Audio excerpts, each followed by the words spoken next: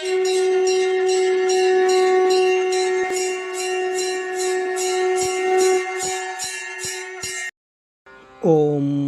ஸ்ரீ குருப்பியோ நம. ஓம் கம் கணபதையே நம. நம்ம ஸ்ரீநிகேதன் வலைதளம் வாயிலாக முருகப்பெருமானுடைய சஹஸ்ரநாமத்திலிருந்து தினம் ஒரு நாமாவளியை சிந்திச்சென்று இன்றைய தினம் 797வது நாமாவளியாக ஓம் வீத தோஷாய நமஹ. முருகப்பெருமான் இந்த நாமாவளி குற்றமில்லாதவருக்கு நமஸ்காரம் அப்படின்னு வர்ணிக்கிறது. தோஷம் சிறிதும் அற்றவராக இருக்கக்கூடியவர் குமார பரமேஸ்வரன். மாசற்ற ஜோதி மலர்ந்த மலர் சுடரே அப்படின்னு அடியார்கள் வர்ணிக்கிறார்கள். அந்த மலர் சுடராக அந்த மாசற்ற ஜோதியிலிருந்து வெளிப்பட்டவர். ஒரு நெருப்புக்கிட்ட ஒரு சாதாரண தூசு கூட போகாது, அப்பேற்பட்டவர். அதனால தான் அவரை அடியார்கள்லாம் மாசிலாமணி அப்படியெல்லாம் வர்ணிக்கிறார். அப்பேற்பட்ட விமலன்னு பேர். மெய்யா விமலா விடைப்பாகா வேதங்கள் அப்படின்னா வர்ணிக்கிறார் இல்லையா. அப்போ விமலன் அப்பழுக்கற்றவர், தூய்மையானவர் அப்படின்னா அர்த்தம். அதனால தான் இறைவனை செம்பொருள் அப்படின்னு வர்ணிப்பா. செல்வமே சிவபெருமானே அப்படின்னா வர்ணிப்பா. அப்போ அந்த பரம்பொருள் எப்பேற்பட்டவராக இருக்கார்னா தூய்மையாக இருக்கார், அப்பழுக்கற்றவராக இருக்கார் அப்படின்னு அர்த்தங்கள் எல்லாம் கொடுக்கும். அதனால தான் வள்ளுவ பெருந்தகை சொல்லும் பொழுதும் பிறப்பென்னும் பேதமை நீங்க சிறப்பென்னும் செம்பொருள் காண்பதறிவு அப்படின்னுவர்.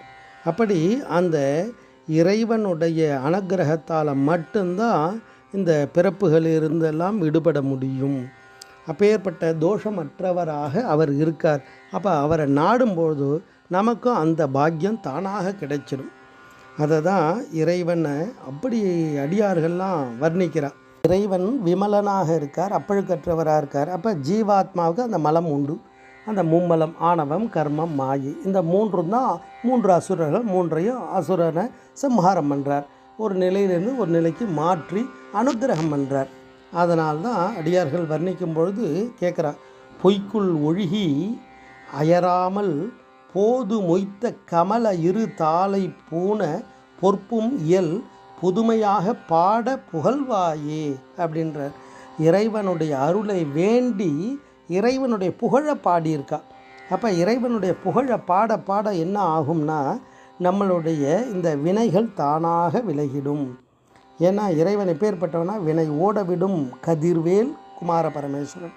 அப்போ அவரை பாட பாட அவரை பற்றி சிந்திக்க சிந்திக்க நம்மளுடைய வினைகள் எல்லாம் தானாக வெதும்பி விடும். திருப்பி வறுக்கப்பட்ட விதை முளைக்காது. அது மாதிரி நம்மளுடைய வினைகள் இரு வினைகளையும் போக்க அடிக்கக்கூடியவர் குமார பரமேஸ்வரன்.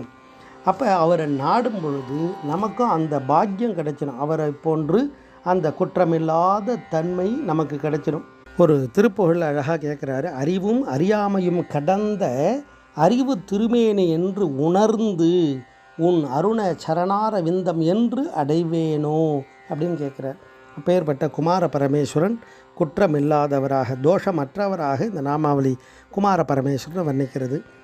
முருகப்பெருமானுடைய விசேஷ நாட்களில் வைகாசி விசாக பெருவிழா.